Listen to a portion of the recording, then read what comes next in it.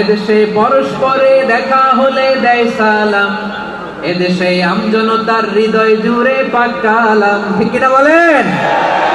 এদেশে পরস্পরে দেখা হলে দেয় সালাম, এদেশে আমজনতার হৃদয় জুড়ে পাক কালাম। এদেশে খারাপ হলে সর্বজনে সর্বক্ষণে দোয়া পড়ে ইন্না লিল্লাহ সুবহানাল্লাহ সুবহানাল্লাহ সুবহানাল্লাহ সুবহানাল্লাহ। এদেশে আজান শুনে সূর্য ওঠে শহর গ্রামে, এদেশে আজান শুনে সূর্য ডুবে সন্ধ্যা নামে।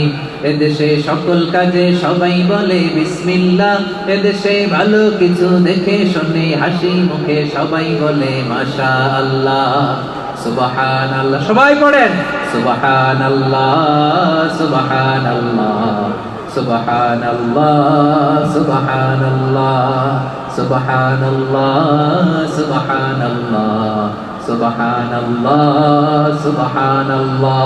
এদেশের আসল পরিচয় ইসলাম। চিৎকার করে বলতে হবে, এদেশের আসল পরিচয় কি? এজন্য রব্বুল আলামিন বলেন ওয়াসবির আলা মা ইয়াকুলুনা ওয়াহজুরহুম হাজরান জামিলা।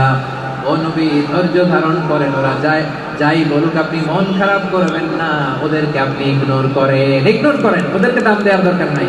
ধৈর্যই আমাদের শক্তি, ধৈর্যই আমাদের সম্বল। ঠিক কিনা? আমার প্রিয় ময়মনসিংহবাসী, ধৈর্য এমন একটা গাছ। আমার দিকে তাকান, খেয়াল করে শোনেন, জরুরি কথা। ধৈর্য এটা এমন একটা গাছ যে গাছের চারিদিকে কাটা, কিন্তু এই গাছের ফলটা বড় মিষ্টি।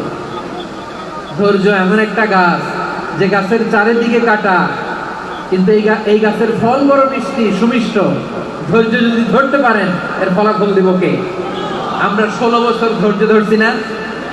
এই ফলাফল আমাদেরকে আরশের উপর থেকে দান করেছে কে? বিপদ আসবে, জুলুম আসবে, একটু ধৈর্য ধারণ করবেন।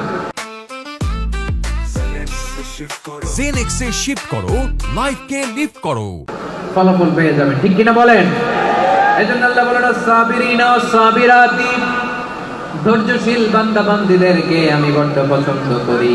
ওয়ালা নাবলুওয়ান্নাকুম বিশাইইন মিনাল খাউফি ওয়াল জু'i ওয়া নাকসিম মিনাল আমওয়ালি ওয়াল আনফুসি ওয়াত তামারাত ওয়া বাশশিরিস সাবিরিন।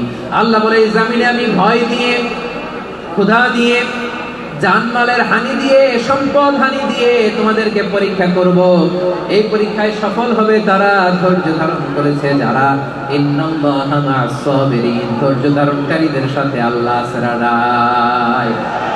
ধৈর্য ধরতে হবে, ধৈর্য ধরতে হবে। ধৈর্য এমন গাছ যে গাছের চারিদিকে কাটা, ফলটা বড় মিষ্টি।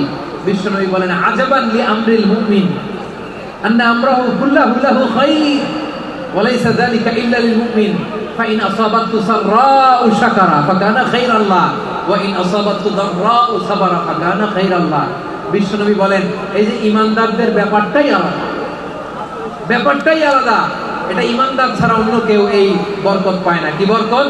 ফাইন আসাবাতহু সাররাউ শাকারা। ঈমানদাররা ভালো অবস্থায় থাকলে শুকরিয়া করে, এটা তার জন্য ভালো। শুকরিয়া করলে সওয়াব আছে না নাই?